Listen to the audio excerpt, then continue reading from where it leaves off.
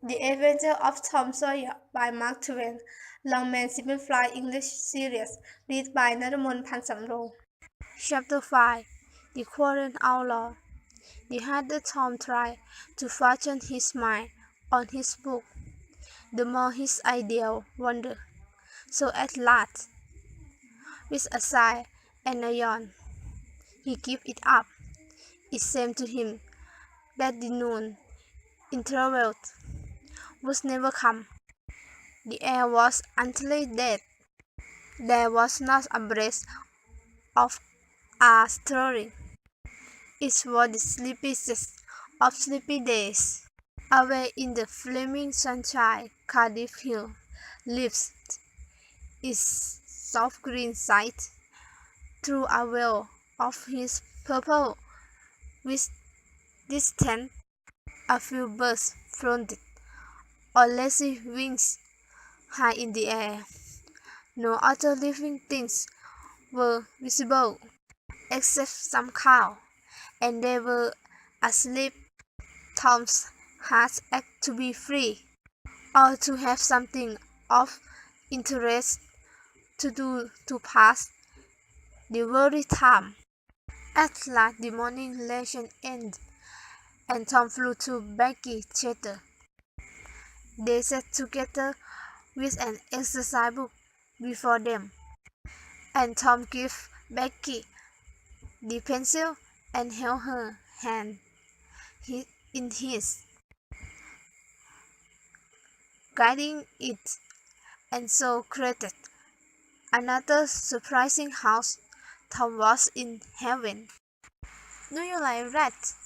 he said. "No, I hate him." "Well, I do, to live once, but I mean that one. To swing around your hand with a pick of spring. No, I don't care for rats much. What I like is chewing gum. Oh, I wish I had some now." "Do you?" "I have got some. We'll share it." So Becky handed Tom his share, and they sat chewing happily. "Have you ever been to circus?" asked Tom. "Yes, and my father going to take me again sometime if I could. I have been to a circus 3 or 4 times, lots of time. I'm going to be a light Tommer when I grow up." "Oh, are you? That will be nice. They look lovely dresses up in uniforms." "Yes, that's so. And they get a lot of money, almost $1 a day." Ben Roger says. "I say, Becky, please tell me that you won't have any friends but me, and that—" "Yes, that's so. And they get a lot of money, almost $1 a day," Ben Rogers says. I says, "Becky, please tell me that you won't have any friends but me, and that's when we are coming to school or going home. You will always walk with me, and I'll choose you as parties, and you choose me." "That sounds nice, doesn't it? Why, Lawrence and I—" Becky's big eye told Tom of his mistake, and he stopped in confused. "Oh, Tom, you like Lawrence more than me." The children began to cry. Tom said, "Don't cry, Becky. I don't care for her anymore." "Yes, you do, Tom. You know you do." Tom tried to comfort her, but she pushed him away and went on crying. Tom stood about, restless and uneasy. Then he said, hesitatingly, "Becky, I I don't care for anybody but you, he did not bravely. Becky, won't you say something? Becky's tears continued to flow. Tom got out his cheap jewelry. He braced the handle and held it out so she could see it. Please, Becky, won't you take it? She struck it to the floor. Then Tom marched off and over the hills and far away to return to school no more that day. Half an hour later, Tom was disappearing behind windows Douglas house on the top of Cardiff Hill, and the school was hardly visible far away in the valley below him. He entered a thick wood, picked his way to the entry of it, and sat down under a spreading oak tree. He sat for a long time with his elbow on his knee and his chin in his hands. Keep still, my merry man! Keep hidden till I blow. Joe, half pronounced as Pierre, dresses and armed as Tom. Stop! Called Tom, who come here into Sherwood Forest without my permission. I a knight, needs not man's permission. Was William? They addressed me with such insolence, said Tom, reminding him, for they were using the word for of one of their favorite books, The Adventure of Robin Hood. Was William their address, the vicious insolence, I Robin Hood, as your proud body soon chills. No, that famous outlaw. Really, will I find you? Guess yourself.